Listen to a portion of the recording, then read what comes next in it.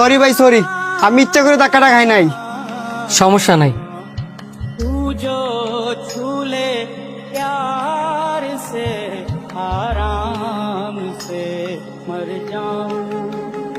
ভাই একটা ঠান্ডা দেন তো।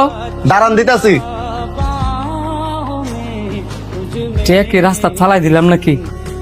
ভাই থাক, লাগতো না।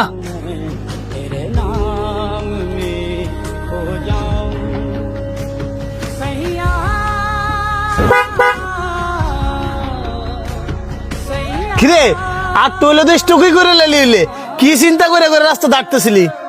শুধু চিন্তা না রে, বিপদ ফেরেশানি এগুলা যেন আমার কিছুই চাচ্ছে না।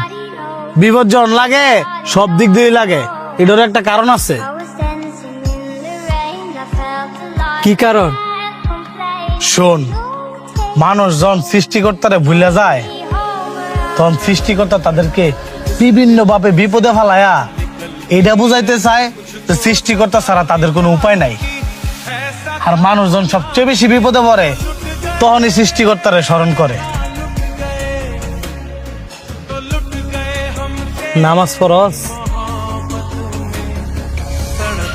একটা কথা কই রাখ, বড় ধরনের বিপদ হওয়ার আগে আগে এখন গিয়া মসজিদে 2 রাকাত নামাজ পড়ে আয়, দেখবি বিপদও কাটবো, মনটাও শান্তি লাগবো। এখন নামাজ পড়াইতাম, আজানে তো দিছে না। নামাজ পড়তে গিয়ে আজান লাগে রে, অজু কইরা 2 রাকাত নফল নামাজ পড়ে আয়, যেটা কইছি এটা কর, তোর জন্যই ভালো হইব।